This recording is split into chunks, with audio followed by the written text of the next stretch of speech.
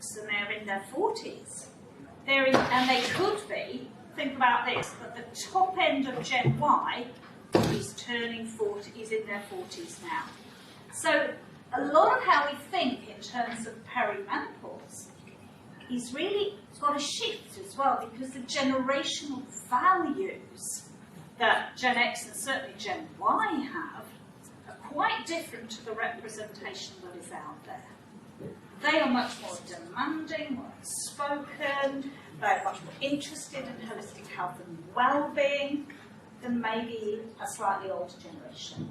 And it also means that when we represent people in the media in menopause, and I took the Mayor of London to task on his representation. He had a lovely video, and I was sitting there thinking, this is really nice about supporting employees.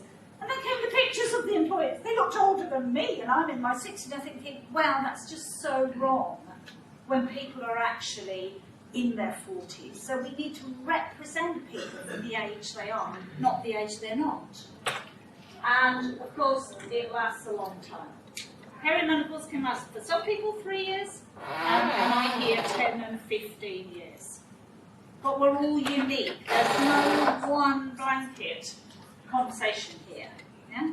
There just isn't. Because each of us comes into this time of life with our own unique set of who we are. Your genetics.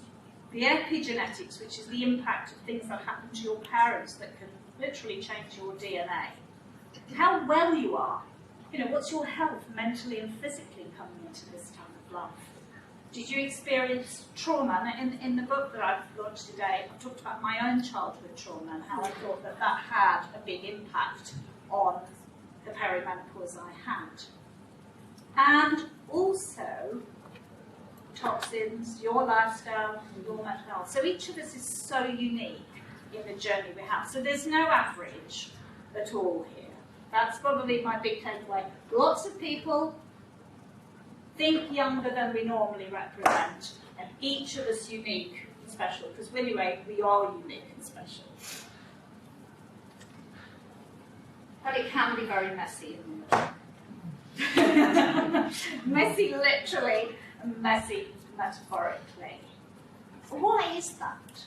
And why are we experiencing so much stuff? It's not just hormones. Of course, they're hugely important, and I'll come back and talk about those a bit more. But it's because we've got so many balls we're juggling in the air. And that's where I think you as sorry.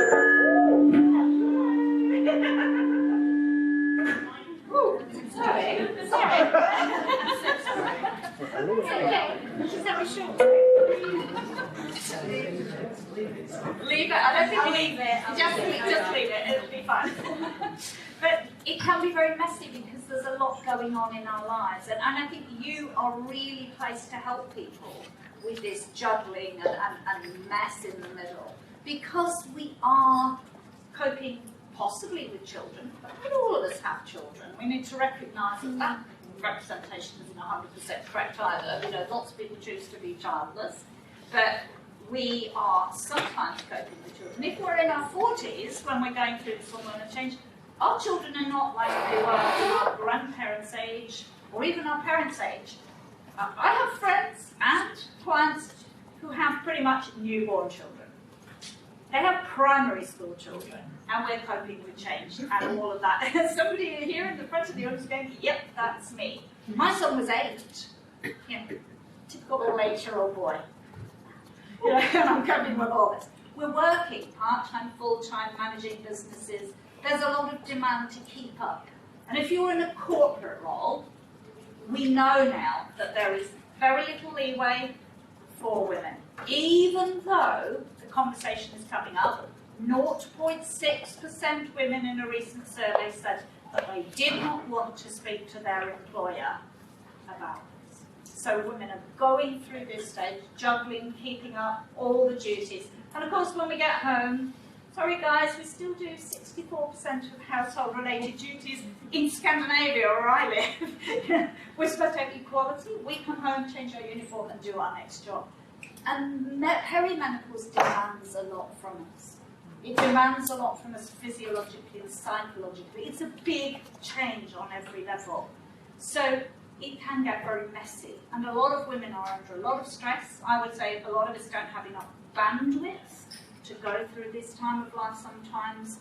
And that's an important piece for us to think about how you can support your clients. How can life be more organised and structured for them to take off some of that immense pressure that society pushes onto us.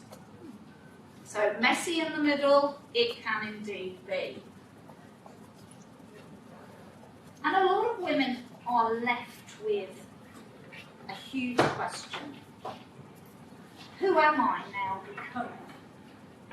This changes this. Who am I and who do I want to be?